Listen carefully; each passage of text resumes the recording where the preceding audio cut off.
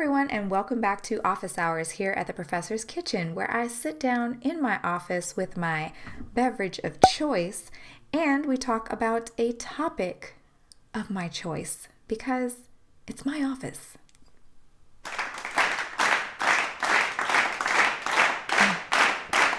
Oh, that's delicious. Today we have the honor and privilege of sitting down with the incredible, brilliant, talented Shameika Ingram from Preservation in Color.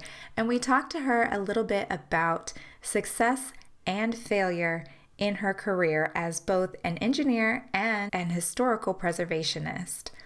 Shameika is the top in her field right now. She is absolutely fantastic.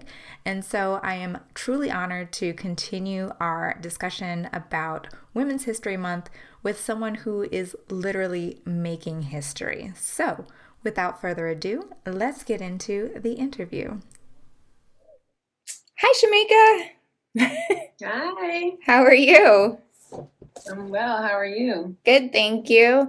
So, thank you for joining me today. I'm excited to chat with you because I feel like you are sort of the definition of young, gifted, and black. You have the degree and the career in your field and like the passion projects and just sort of everything. So I'm really excited to sit down with you today. Do you feel that way about yourself, or do you think about it, or is this just normal Shamika? I'm just being Shamika.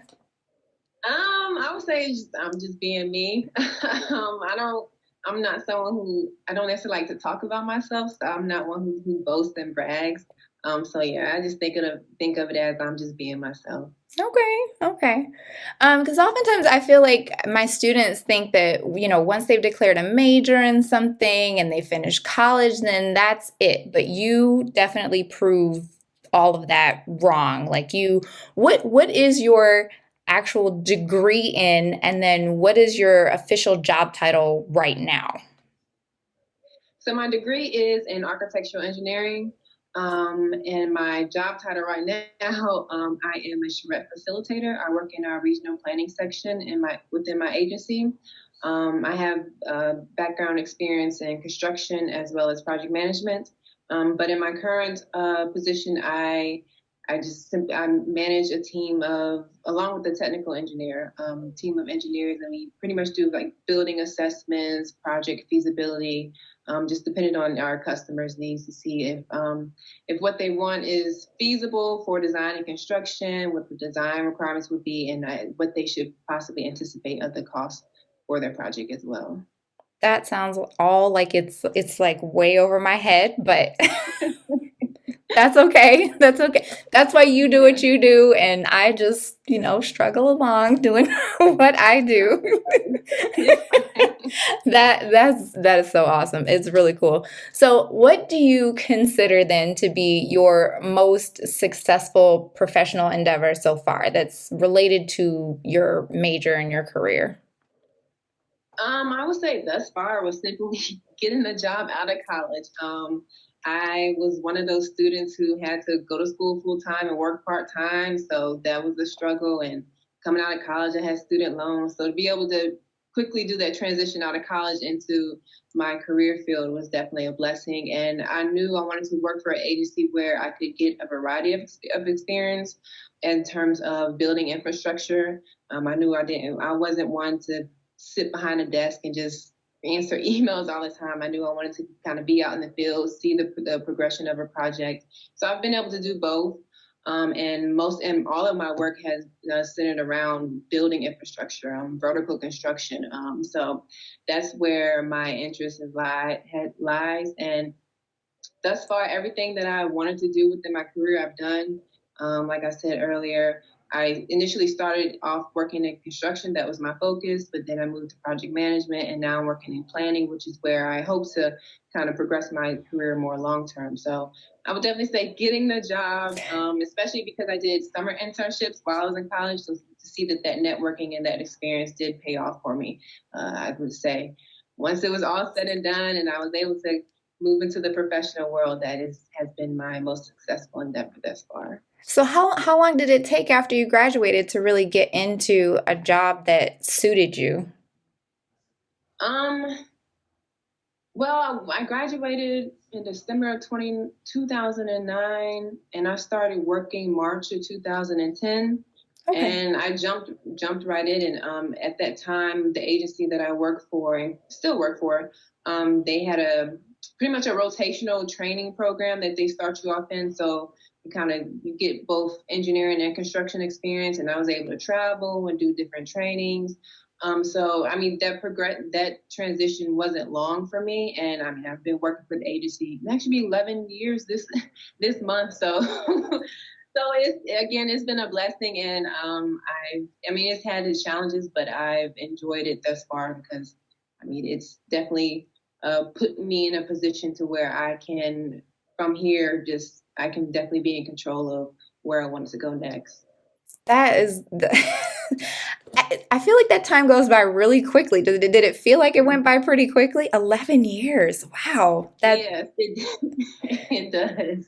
because you have to like think about it. Like I say the same thing. I've been teaching for almost 11 years, I think now. And I'm like, real, is that right? Did I add that up right? I'm not good with math, so it could be wrong. I don't know if that's Yeah. right or wrong, but yeah, that's awesome. So what was your most unsuccessful or disappointing project? Um, Or have you had one? I have. I would say when I transitioned from construction into project management, it was a complete it's culture shock for me. Because for one, I was just kind of thrown out there like, here's your project, and I just had kind of had to figure out all the ins and outs, and then secondly, because it was a new office environment for me as well. So trying to navigate through that and dealing with starting to deal with I guess like the politics of the office environment, which was new for me.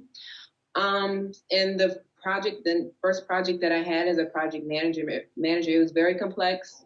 I like to think of it as a guinea pig project for that particular program because it was something new, and but no one really knew how to manage it or navigate through it at that time. So it was completely challenging. It definitely affected my mental health.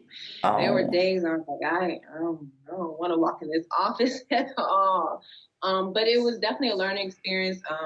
Definitely taught me the ins and outs of project management and how to be a better project manager. It taught me documentation, document, because like when it was all said and done, people would come back to me and say, well, no, this was supposed to happen and it was supposed to be this way. It was like, no, no, no, that's not what we discussed. That's not what we agreed upon. And here's the proof of that. So right. that was definitely one of the major lessons that I learned from that, as well as advocating for myself, speaking up for things that I think are wrong, things I think that are right, and again, taking control of how I wanted to navigate my career because in those days where I was just struggling mentally, like I could have just sat at my desk and let everyone else control what I did, but I really had to kind of get up out of that cloud and just take my career by the reins and say, you know what, this has been good, but it's time for me to move on to something else.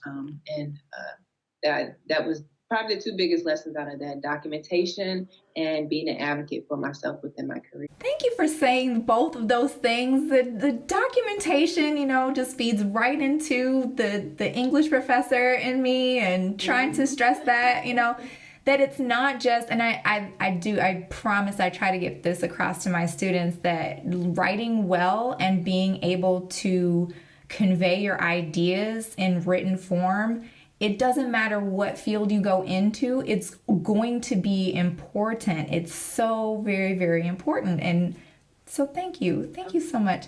And then also thank you for touching on the mental health aspect of it too, because we all get so overwhelmed. And, recently, especially with everything that's going on with COVID, I think so often students are like afraid to ask for help or afraid to ask for an extension on something because they're having trouble, like just mental health trouble, that they're afraid of expressing that and saying like, I'm having an issue right now, I need to deal with what's going on in my head first, before I can finish an assignment. And it's like, it's an assignment. I'm not I'm not that person. Take the mental health day, work it out, Yeah. and then move forward from that. So all of those things are just so important. So you learned a little bit about yourself, it sounds like, from working through those things, both about advocating for yourself and working through mental health things and speaking up for yourself and documenting everything. So now that you've sort of established yourself in the field and you are being recognized and respected in your career, and because you got an award, was it last year or the year? What was It was oh my gosh, I feel like I feel like it's been so long, but yeah, it was last year, 2020, right before everything shut down. it?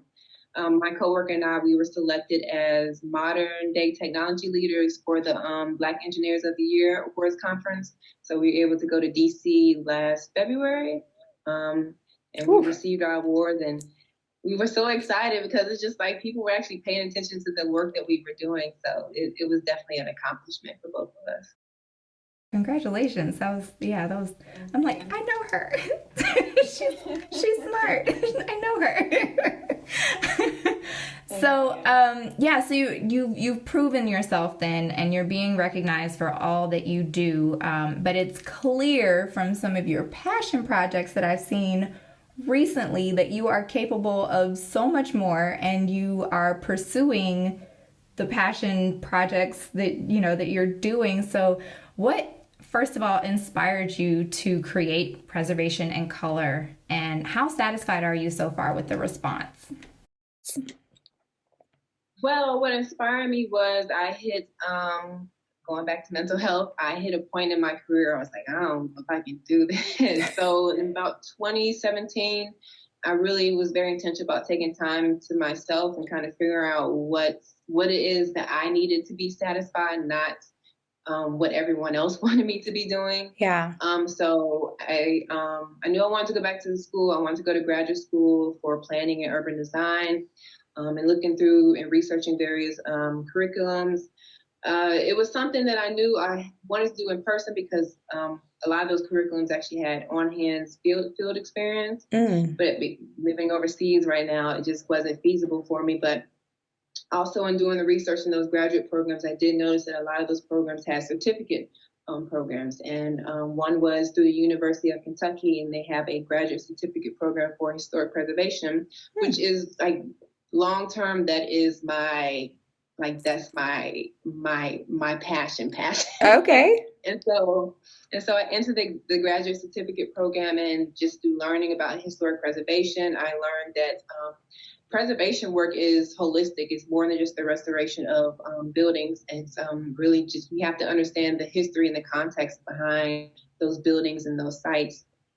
And so in one of my classes, I wrote a paper called The Art of Preserving the Black Community, where I talked about various African Americans who were utilizing their skills and talents to preserve certain aspects of the Black community, whether it was bringing in resources that were limited, cleaning up the community, or preserving the history of the community.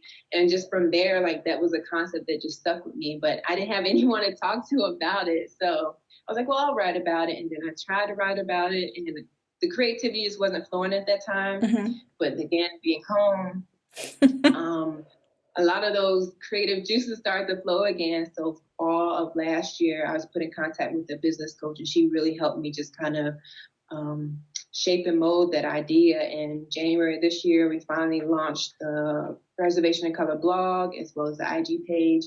And the initial content started off as discussing the importance of preserving your own family history. And so that's just the basis of the blog thus far. And this month we're talking about or highlighting various Black women who have been advocates and change makers within the preservation world. And so that was my inspiration behind the blog. And I am, like, I don't have kids, but that is my baby, and I get so excited. It's pressure to like produce content, but I get so excited when things come together because I've learned that there is a community of us who are interested in the preservation and restoration work of Black history and Black culture and Black community and just our sites and our experience. Like we all understand that we have to be in control of the narrative about us. Mm-hmm. So I feel so grateful and appreciative that people have been so supportive. Just the fact that I have like 300 followers on IG is crazy to me because I just didn't think, like, to me, that's major because it's just like, man, we've been going on like 2 months, 3 months now. And so just to see that there is interest and there are people who not only interested in what I have to talk about, but they have their own content that I'm interested in. So, I try to pay attention to what they're posting and their different lectures and webinars because it's also a learning. So this blog experience is a complete learning experience for me as well, versus me just sharing my own ideas. So I am so excited. And again, I feel so grateful that people are interested in the things that I'm posting and things that I have to say and write about. And writing just overall is so therapeutic for me. So to be able to get those thoughts and those ideas out now, and because I was sitting on them for, I guess, 2 years now. So it's my baby and I love it. And I'm so grateful that it's progressing in the way that it's I'm progressing. excited for you, especially as sort of, I won't call myself necessarily, I'm not ready to call myself a history buff just yet. I'll say a genealogy buff right now. I'm definitely really into that. So, and I love hearing that you're working towards building preservation as well, because that's definitely such a huge thing that people are really having to fight for. It doesn't, in my mind, it should not be something that people are working and fighting so hard for. But the upkeep, the upkeep of these historical buildings is so important and it's so overlooked. So many of the structures are overlooked. And it's definitely a worthwhile project to try to preserve them and the detail and everything that goes into that. You need experts for all of that. Yeah. And I think that bringing your expertise to any project will be, it will enhance it. Will definitely enhance the project. I'm so excited about that. That's so cool. Thank you for sharing that. Thank you. And so what's next then? What's next for preservation in color? What's next for your any future educational pursuits or anything like that? So for preservation of color, it just continue to progress. I think after this month, I'll jump more back into discussing about preserving your family history. April is Preservation Month, so I'm trying to kind of formulate something special to do around that for the month of April. But other than that, I think just the blog and the IG page will continue to progress. I'll continue to write. As far as any other projects I have going on, in terms of education is concerned, I did start getting into the film reviews of Black films. Just kind of not only giving my thoughts and opinions about them, but just kind of the more in-depth assessments about them and the meaning of these films and why it's important for us to watch Black films and to analyze it, both good and bad. So between those two things, those are like my major projects right now, or passion projects. I am working on a couple other things that hopefully will be launching or relaunching soon. So yeah, that's what I have going on now as far as my babies. That's wonderful. You really get attached to things like that and any of those projects. We'll have to talk more about the film reviews and stuff in a separate video because I'm excited to see what you have to say about different films and Black films specifically, which when they're done well and they bring in all of those different elements that you're talking about, I think that they can be a way of preserving history as well, especially the ones that are sort of the biopics and things like that.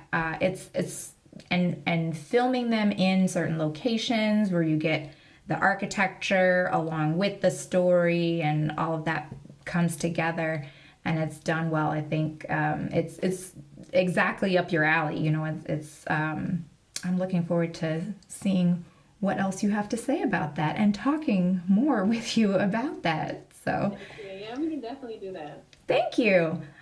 So thank you again for joining me today in the Professor's Kitchen, and we hopefully will get a chance to chat with you more, and I will link all of the information for preservation in color in the description box so that they can get a hold of you and contact you and follow you on Instagram and see what else you have going on later on. Thank you, Shameika. Thank you for having me. I greatly appreciate your time. Thank you again for joining me today in Office Hours in the Professor's Kitchen. If you enjoyed this video, don't forget to like, comment, share, subscribe, and I will see you in the next one. Ciao for now.